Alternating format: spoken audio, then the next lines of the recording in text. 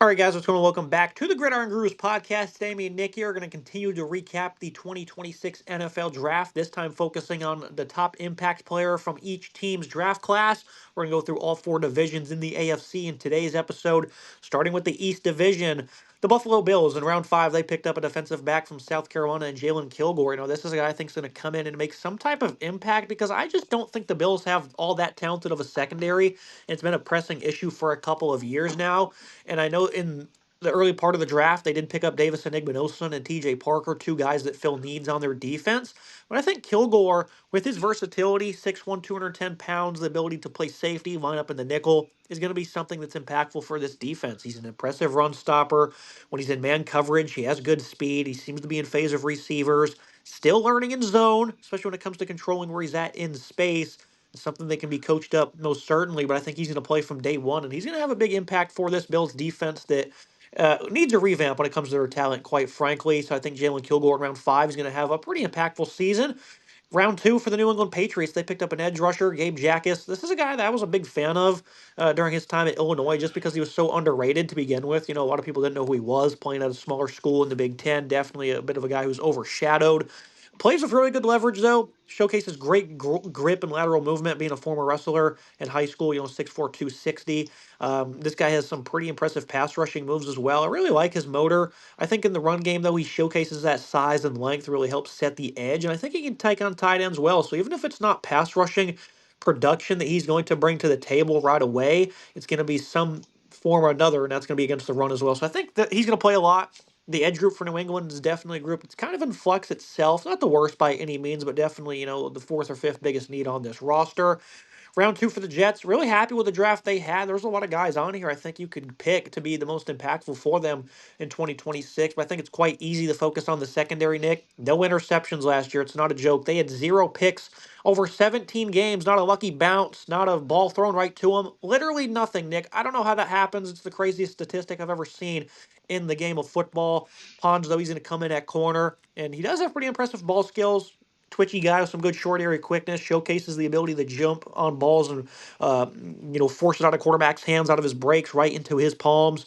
Not exactly the biggest guy when it comes to physicality or size, 5'8", 182, but again, he does have those intangibles that's going to at least help when it comes to lining up in man coverage and showcasing the instincts and overall being a player that showcases good awareness as well. Love Pons. I think he's going to be great for the Jets. Their secondary is also quite awful. It's not just the interception numbers, right? They're just getting bloodied and battered. I think it was Trevor Lawrence and Drake May late in the year, Nick. They both had MVP type games, 300 plus, 5 touchdown performances against them. And that shows you how far they are away from competing for the top passing attacks to do that to them. The Dolphins, I also feel like they had a pretty good draft. Caleb Douglas, though, I think is going to be the most impactful guy. A lot of size to the table, about 6'4", 210. This is a guy that's really good at high pointing the football, can make plays downfield, showcases really impressive hands as well. I really like what he brings to the table when it comes to his awareness, when finding soft spots in zone as well. Pretty good 40 time, 4.4 for that size, I think is very impressive. He's been able to showcase at times the ability to separate vertically. So we'll see if he can progress in that regard. But I think with Miami, this is a receiving group that is very poor, and a lot of people have been critical of it this offseason. I think Malik Washington and Jalen Tolbert are two guys that will be top targets for the Dolphins. But Douglas has got the opportunity to make a lot of playing time happen early on, and I think he'll end up doing that, Nick, for this past game. What do you make of the East Division's impact players? I think all the AFC East teams did a pretty solid job here. I think these are some good drafts overall. And the Bills, they really did a good thing here with Kilgore. I think he'll have a huge impact immediately. This is a secondary that's weak at times, right? They used a first round pick on Maxwell Harrison last year, and he showed some signs of progress, but I think he still has a lot of work to do. Cole Bishop still got a lot of work to do. It's a young group overall. They added some solid pieces. CJ Gardner Johnson was not a bad free agent signing, but they need a lot of work to do, and I think Kilgore will make an impact immediately. He's a pretty hard hitter. So he'll go out there and immediately lay the boom, and he'll find a way to get involved. He's also pretty solid at forcing turnovers and negative plays. So I think he'll be a big, impact player immediately in the secondary. I think he's got some good versatility as well that they can get him involved early and often. This is a secondary that really kind of needs it to get over the top. When you look at what the Patriots did here, I think Gabe Jackas is a really solid shout because this is a defensive line that showed some signs of weakness at times last year, where they were struggling to get after the quarterback. I think this is an opportunity to plug in a guy who's going to put a lot of pressure on the quarterback immediately. He's got great speed, and he is a guy that's got, using those former experience as a wrestler to kind of step up and be a big impactful player. I think he makes a ton of sense and filled a need immediately for the Patriots. The Jets, I mean, they had to go secondary at some point. They haven't had a pick. I think you said it in an episode. The last time they had an interception, Roy McIlroy had 0 Green Jackets. Now he has 2 of them. Obviously, it's been a really tough time for this secondary. They've not been able to really do anything. The Jets are a complete dumpster fire of a team, and I think they actually had a pretty solid draft across the board. They brought a lot of pieces in, and Pons getting him in the second round, and really, I mean, they can plug him in immediately into that secondary that desperately needs someone to step up and be a big leader for that team to go out there, force turnovers. They got to get a turnover in week 1, I think, to set the tone immediately, and I wouldn't be surprised if Pons finds his way to get a turnover, maybe not week 1, but early in the season to kind of set that tempo, set that tone for this team that sorely needs it. And then talking about one mess to another mess, the Dolphins are equally a mess, just like the Jets, but I think Caleb Douglas can really do a lot for this wide receiver room that's pretty weak, only really returning Malik Washington. Outside of that, they added Tutu Atwell, they added Jalen Tolbert, but I think they really still need some more depth here, and they plug in a guy like Caleb Douglas, who showed some success at Texas Tech. And I think Malik Willis is a pretty solid quarterback overall. Quinn Ewers is not too bad either. So I think that Douglas will, carve a role, kind of play some slot, play some interior, maybe play some different roles, and really step up and be a big, impactful player immediately, get a lot of pass catches, and make an impact on a team that sorely needs it. I think he will be one of Malik Willis's favorite targets early on. This could really end up being a solid pick in the third round for the Dolphins. Moving to the AFC West now, starting with the Denver Broncos. They didn't have their first selection until the third round because they heavily invested in that Jalen Waddle trade, which I'm a big fan of. So they didn't have a whole lot of capital. It was a pretty quiet draft for them. But I thought in the fifth round, Justin Joly from NC State really fills a need for them. They need a pass catching tight end, especially a very young offense across the board. That's kind of the one position that you didn't really get a lot from in terms of youth movement. You got veterans Evan Ingram, Adam Trotman there. Ingram in the past has shown great flashes to be a pass catching tight end, but they certainly needed somebody that's younger that they can mold into this offense to be a good player. And I think Joey fits that tremendously. Short area quickness. I like the suddenness. This is a guy that has good body control as well. Strong hands, can make contested catches. Tough to bring down yards after catch wise as well. So I think Joey's going to have a very underrated season. I could see him being the starter very early on in September. For the Chiefs, we wanted to stay around away from first round picks as much as possible, unless it was glaringly obvious for this episode. But Mansour Delane, I think this makes a lot of sense for the Chiefs because they lost their top 2 corners. Trent McDuffie traded. Jalen Watson ended up also going to the Rams via free agency. They ended up trading up a few selections on draft night to hammer down Delane. Physical press corner, can really mirror guys when it comes to following the releases or downfield in man coverage. Had 11 pass breakups last year. As a run defender, is pretty aggressive as well. Perfect fit for Steve Spagnuolo's defense. I think he's going to have a great year, Nick, and I think he can compete for Defensive Rookie of the Season. So the Chiefs, that makes a lot of sense there. I also flirted with Emmett Johnson at running back potentially being the biggest impact player because I think he's going to have a great career. And I think the Chiefs also have a lot of playing time up for grabs at the running back position. I'll settle on the corner for now. In the fifth round for the LA Chargers, though, Nick Barrett. This was a pretty respectable draft for the Chargers. They had some guys earlier on selected that you could potentially hammer down for this nod. But I think Nick Barrett's going to make a lot of sense. He's going to come in, 312-pound big body, very powerful guy, impressive punch, really knocks offensive linemen off balance frequently, especially in the SEC. Plenty of reps of him doing so. And I think they're going to put him in when it comes to short yardage in the red zone, and he's going to make frequent plays throughout the season. So I think Barrett, bit of an underrated pick there. I've been a fan of his since this entire draft process started. And then Nick, looking at the Raiders, I'm not going to take Fernando Mendoza. I think it's possible he's not even the top impact player from this draft class, right? They had a lot of selections here, 10 plus, a lot of good players. Mendoza, if he starts, probably won't be till game 5 or 6 because Kirk Cousins is under center, right? And they're going to slowly ease him in. And there's no guarantee Mendoza's going to come in right away and be all that impactful, right? So I'm going to stay away from the obvious pick. Traden Stooks is going to be my selection. Versatile safety out of Arizona there in the second round. This is a guy that's got pretty good speed. I love the acceleration. Does very well in the open field when it comes to getting guys on the ground. Pretty good blitzer as well. I think he's a player that has some impressive ball skills, known as a bit of a ball hawk as well. And again, I think he has versatility. Can play nickel, can play deep safety. You look at this defense, it's horrid when it comes to talent, and I think they're going to plug a lot of guys in, and they're just going to go out there and let them play, and I think Stokes will be the most impressive of the bunch. I think the Raiders one, it's pretty clear that Mendoza is the flashy pick here, but I think Stux makes a lot more sense. I am firmly in the camp that Kirk Cousins will start week one for the Raiders, and I think Mendoza will start slowly ease his way in to the fold. I think he'll have a phenomenal career, obviously, but I think when you look at year one impactful players, I think Stux makes a lot more sense for this team. I think some of the lower players that they drafted in later rounds could certainly make this list as well for the Raiders. But Stux, I think this is a guy that's a really solid player that plugs into a secondary that could use some help immediately. It wasn't the biggest glaring need in the world, but I think Stux has a lot of talent. I think he can kind of step up and move in immediately. The Raiders made some moves. They traded away some pieces at nickel. So I think he'll play immediately in that position and have a big impact for this team and step up immediately. This was a team in the Chargers that really trying to address some of the issues on the defensive line. They added Nick Barrett, who I think will be a big difference maker. He's got great pop, right? He's going to plug in immediately and go after the quarterback. He's going to put some solid production on the field. I think you'll see him be involved in the run. I think you'll see him involved in the pass rush. I think this can end up being a guy that'll have a lot of aggressive action early. Although I think Brennan Thompson from Mississippi State, who the Chargers selected in the fourth round, could have got the nod for this one as well. I think Brennan Thompson will have a lot of catches early on. I like what he could potentially do for the Chargers. The Chiefs, this one's a pretty obvious one. It has to be Mansour Lane. They love this guy, right? They were all over him in the pre-draft process. They traded up for him. He's going to play potentially all 17 games this season. I think he's certainly going to start day one. He's going to plug in there and be a big difference maker. This team traded away its secondary pieces. It let other secondary pieces go. They clearly wanted to revamp here. They wanted to cut some costs, and they bring in Delane, who had a phenomenal career overall in college and is a talented player across the board, physically competitive, really solid, really good in press coverage, really solid across the board. I think you'll see him immediately make an impact. I think he could certainly win Defensive Player of the Year. I think he is going to be a big difference maker day one. And then Justin Jolly will get reps with the Broncos. They didn't do a ton, so it was kind of hard to pick this one certainly. But I think Jolly will get a lot of reps immediately on a team that doesn't have a ton of depth at tight end, and that's certainly a position that they want to have some depth and some targets for Bo Nix, where he kind of excels in those short situations where he can hit the tight end and to have some solid routes, some solid blocking opportunities as well. I think Jolly will be a big impact for the Broncos immediately. Moving to the AFC South, starting things off with the Indianapolis Colts in round five. Nick, he went ahead and took George Gums, which I think is kind of shocking because in the first two picks, they got CJ Allen and AJ Halsey. I think will both be starters this year. Gums, though, helps fill a need when it comes to their pass rush. A stand up edge, wins with speed.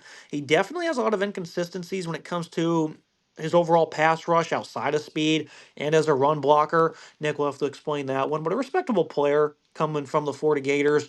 And then Houston Texans in round one. This division had two guys in the first round selected. They're going to be instant impact starters. And I love Keaton Rutledge because this is a run game that really struggled last year. And when you have this elite of a defense, Nick, your offense doesn't need to be that good. If they could figure out the run game, they'll be tough to beat. This is a guy who's relentless, high end motor. He's physical, strong hands as well. He's going to get put into one of those guard spots, and he's going to help improve what is a pretty good backfield, I'd say, for the Texans. They overall had a solid draft, probably one of the worser ones, to be quite frank, but they did check off a big need there that's going to help them out.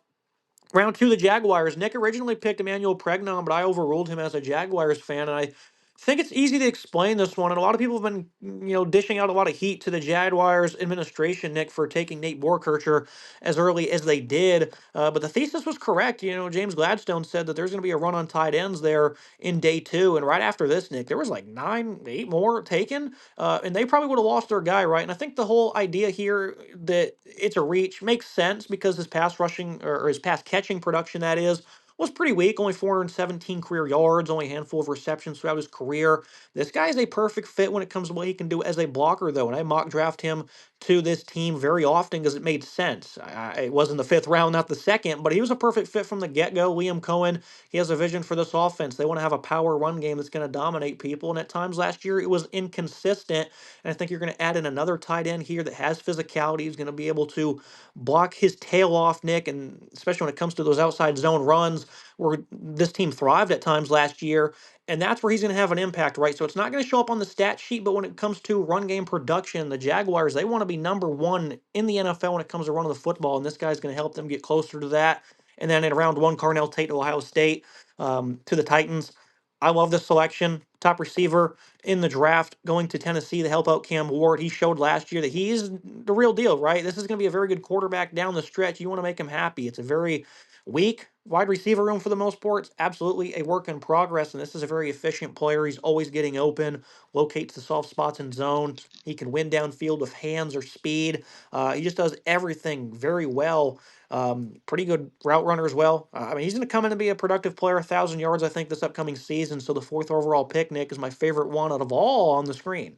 Yeah, I think the Titans one makes the most sense. The Titans have had a wide receiver problem since they traded away AJ Brown. They just cannot seem to get that position right. And you have a young quarterback in Cam Ward who showed some flashes last year of being a guy that could be your top quarterback in the division potentially. I think he's a guy that showed a lot of progress to being a great starting quarterback, but he has to have weapons to throw to. Carnell Tate, best receiver on the board. They got him. They plug him in immediately. This is a great target for Cam Ward to throw to, and I think in Brian Dable's offense, it will really work out well for Tate, who can plug in and make an instant impact. I think he will make a lot of impacts early on. He'll certainly be a popular player in fantasy for people to pick. You went with the Jaguars pick. I understand it, right? This is a tight end that can block and can kind of be involved in the offense immediately, and I think it's obviously a bit of a reach, but this is still a guy that they know what they want to do here, right? They know what the work they want to do. They know what they can plug in immediately and get out of this tight end. I thought Pregnon, because I think there's a chance he could potentially start at left guard. I think he can potentially right guard as well. I think Pregnon's a guy that's going to be a big difference maker. I think he has an opportunity to be a key player in Jacksonville. In terms of the Texans, it kind of made sense. Everyone knew they were going to take a offensive line piece in the first round. They got Rutledge, who I think is a great fit, great culture fit for that team. The defense was phenomenal last year, so they just need to work on the O-line to protect C.J. Stroud. And I think Rutledge will play immediately at guard, potentially right, left, depending on where they want to play him. And he will be a big, impactful player immediately, having huge success on that O-line and protecting C.J. Stroud, which they desperately need to do so.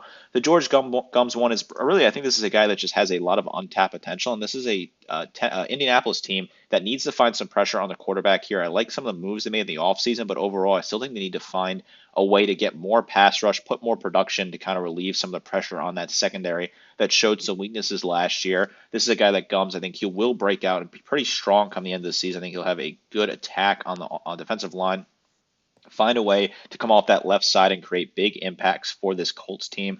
I like what he can do, and I think he's a very underrated player that they got in the fifth round that can do a lot for a team very early on. I think he'll have a huge impact on the Indianapolis Colts. Now move to the final division here, the AFC North. Baltimore Ravens. This is a team that has had kind of the same vision at pass catcher for a long time, and it's smaller guys that are athletic, kind of like Zay Flowers, who can do a lot of great things with the ball in their hands. But they don't really have a physical specimen that can work downfield and win with physicality and catch radius and make plays for him in the red zone, right? That's been lacking for this passing attack, and Jacoby Lane checks those boxes. He has great catch radius, has body control and physicality. He's going to come down with a handful of impressive catches, really maybe in every single week, right? So I think that makes a lot of sense. Nick went with Lane as the Ravens' top impact player. He also went with Takario Davis in the third round, a corner for a team that has a phenomenal need at that spot. The secondary is pretty weak last year, gave up a lot of big plays, didn't really have a whole lot of talent. He also does a little bit of everything correctly. Didn't play a whole lot last year due to injuries. Phenomenal length, though. Really knows how to reroute guys. He can lose a step early, but has a great trail technique, can make plays on the ball. So I think Davis makes a lot of sense. He'll come in and be a day one or a day two starter, I think, for the Bengals. Round one for the Browns, Casey Concepcion. I mocked him to Cleveland often, so I'm very happy with this pick, and Nick agrees. Now, they need pass catchers who can work with the ball in their hands and create things in space and pick up extra yards after the catch and whatnot, right? They need that explosiveness, so this one makes so much sense. That was something that's lacking in their receiving room. They also picked up Denzel Boston, who's more of a possession pass catcher. Those two guys will have a big impact. The Browns have a lot of talent, Nick. They've done great in these last two drafts. They just need to figure out this passing attack. They need to figure out the quarterback spot, and having more weapons is definitely going to help in that regard. And Todd Monken, he's going to look to use this guy on screens often. So Concepcion, I'm expecting at least 700 yards out of him this upcoming season. And then the Pittsburgh Steelers, Broderick Jones at left tackle. A lot of uncertainty with him because he has a bit of a neck injury he's dealing with. They went ahead and picked up two tackles early on in the draft. Jennings Dunker, one of them. And I think this guy's going to be an outstanding player. He's phenomenal in zone, 6'5", 320. Really puts guys in the dirt when it comes to run blocking, takes sound angles. When you play at Iowa, you typically have great fundamentals and great discipline. And it's hard to imagine he's not going to be a quality starter at best in this league. So it's shocking to see him fall that far. Might not be the most athletic guy in the world, and that's probably why he fell a good bit. Doesn't matter. He's going to come in. They're going to need him to start as well, and I think he'll be good for the Steelers. I think this is a pretty interesting draft overall for the AFC North. I like what the Ravens did with Jacoby Lane. They have a great quarterback. They have an MVP winning quarterback. They got to find somebody to catch the football for him. They've gone through a lot of different receivers. They've tried a lot in the Lamar Jackson era, and I think this is a guy in Jacoby Lane who can do a lot for this team, can be a big asset to catch a lot of passes and be a key player at 6'4", 200 pounds. He can certainly make a lot of things happen. I think he's got acrobatic grabs ability. I think he's really solid. I think he's got really good quickness as well, and he can make defenders miss when necessary. So I think he can step up and be a big, impactful player immediately. For me, it made too much sense to Cardio Davis for the Bengals. They needed a corner desperately. They needed to find some consistency in that position. And while Davis has some injury concerns, I think he is a great player overall, and I think he can really step up and be a big asset. They need depth. They need to add pieces immediately. Here, there's no clear starter at nickel for this team. They got to find a way to get involved and get people that can play in the secondary to help relieve some of the pressure on this defense that added Dexter Lawrence on defensive line, made some other moves here. I think Tacario Davis can step up and be a big, impactful player immediately. And I think the next player, Casey Concepcion, will be a huge, impactful player immediately for the Browns. Probably my favorite one on this list. This is a team that's really sort of in an offensive hell right now. They can't seem to figure out what they want to do on this offense. And Concepcion, I think he can be a really good possession receiver.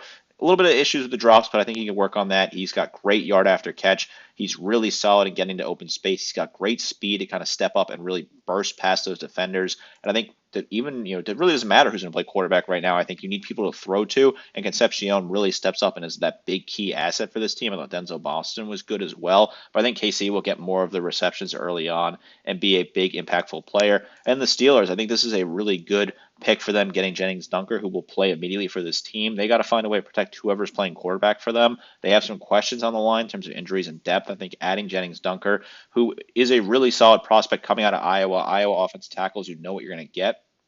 I think he'll make a bigger impact than the offensive line piece they selected in the first round. I think Dunker will step up and be a big player for this team immediately and help out an offensive line that desperately needs it. These are all very interesting players, and obviously a pretty wide spread of guys from the first to the fifth round. I think we've added some interesting pieces here for all these teams that can step up and make big impacts on day one and in season one for their new teams. That's it for today's episode. Make sure you guys like, comment, subscribe. See you next time.